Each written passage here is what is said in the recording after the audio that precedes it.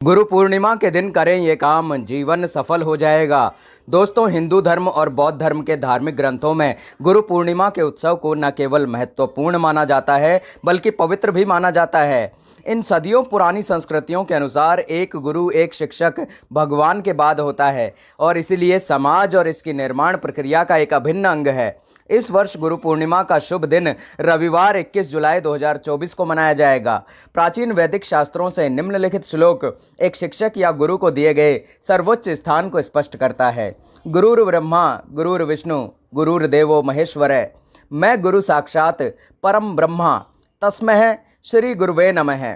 इसका मतलब होता है कि हे शिक्षक, आप देवताओं के समान हैं, आप भगवान विष्णु हैं और आप भगवान शिव हैं। देवताओं के देव हे शिक्षक, आप सर्वोच्च हैं और आप मेरे लिए भगवान ब्रह्मा हैं। इस प्रकार हे श्रद्धेय शिक्षक, मैं आपके सामने नमन करता हूँ। आषाढ़ शुक्ल पक्ष की पूर्णिमा तिथि को गुरु पूर्णिमा के रूप में मनाया जाता है।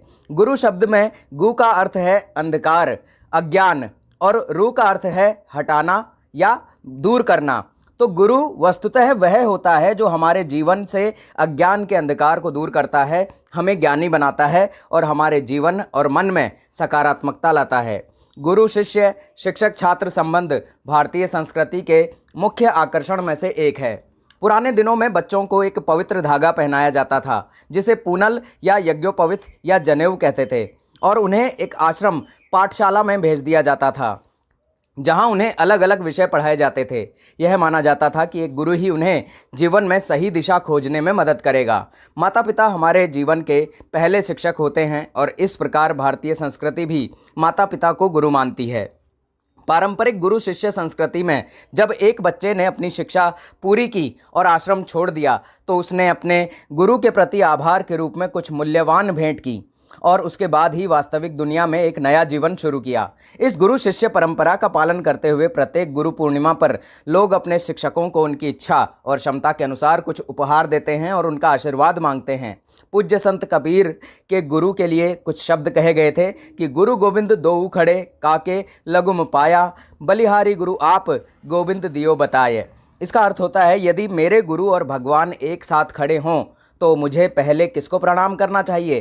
खैर, उस स्थिति में मैं पहले गुरु को प्रणाम करना पसंद करूंगा क्योंकि उन्होंने ही मुझे भगवान को देखने और पहचानने में मदद की है। एक विद्वान शिक्षक की सहायता के बिना ईश्वर को पाना असंभव है। गुरुओं के लिए संत कबीर का एक और प्रसिद्ध दोहा है, कबीरा ते नर अंधा है, गुरु को कहते औरा, हरि रूठे गुरु ठौर है, गुरु रूठे नहीं ठौर। इसका मतलब होता है कि जो अपने गुरु को नहीं समझ सकता वो अंधा है। यदि भगवान आपसे नाराज हैं तो आपका शिक्षक आपको उनके क्रोध और दंड से बचा सकता है, लेकिन जब एक शिक्षक आप पर नाराज है या फिर निराश है आपसे, तो आपको कौन बचाएगा? गुरु पूर्णिमा पर आपको क्या काम ज़रूर करने चाहिए? आपको उस व्यक्ति से ज़रूर मिलना चाहिए जिसे आप अपना गुरु मानते हैं। श्री आदि शंकराचार्य को वैदिक शास्त्रों के अनुसार जगत गुरु, सबका गुरु माना जाता है। आप इस दिन उनकी पूजा कर सकते हैं। गुरु के गुरु गुरु दत्तात्रेय की भी आप पूजा कर सकते हैं और की भी जानी चाहिए। आप दत्त बावणी का पाठ भी कर सकते हैं। वैदिक ज्योतिष में बृहस्पति को गुरु कहा जाता है, शिक्षक या उच्च शिक्षा और आदर्शों का हस्ताक्षर करता। आप इस दिन भगवान बृहस्पति की पूजा कर सकते हैं। अपने गुरु की पूजा करने से आप सौभाग्य को आमंत्रित करेंगे और जीवन में प्रगति पाएंगे। वैदिक ज्योतिष सिद्धांतों के अनुसार आप एक अभ्यस्त और सक्रिय गुरु यंत्र की भी पूजा कर सकते हैं, खासकर यदि निम्नलिखित ग्रह संयोजन एक या अधिक आपके जन्म चार्ट में मौजूद हैं। यह आपकी कुंडली में गुरु या भगवान बृहस्पति के सौम्य प्रभावों को मजबूत करने में आपकी मदद करेगा। यदि आपकी कुंडली में गुरु नीच राशि अर्थात मकर में है तो आपको नियमित रूप से गुरु यंत्र की पूजा करनी चाहिए।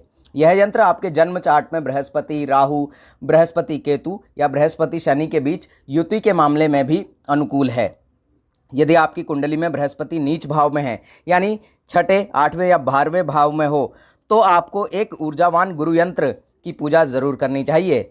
जब बृहस्पति आपकी राशि में वक्री या अस्त हो नेटल चार्ट के अनुसार, तो बृहस्पति उतना मजबूत नहीं है जितना आमतौर पर होता है। विश्वसनीय और सिद्ध गुरु यंत्र की पूजा करना आपके लिए लाभकारी सिद्ध होगा। जिन लोगों की कुंडली शिक्षा, संतान, वित्त और वैवाहिक जीवन से संबंधित मामलों में समस्याओं का संकेत दे रही है, उन्हें बात करनी चाहिए एक ज्योतिषी से वास्तविक आप सलाह लें और उपयुक्त पुखराज पीला नीलम पहने कब और यदि अनुशंसित हो तो तब, ये बात आप उनसे पूछें। यदि आपकी कुंडली में आर्थिक परेशानी का संकेत है तो आपको नियमित रूप से अभिमंत्रित श्री यंत्र की पूजा करनी चाहिए। मजबूत वित्तीय मोर्चे पर समाधान खोजने के लिए अंत में चैनल को ज़रूर सब्सक्राइब कर लीजिएगा दोस्तों।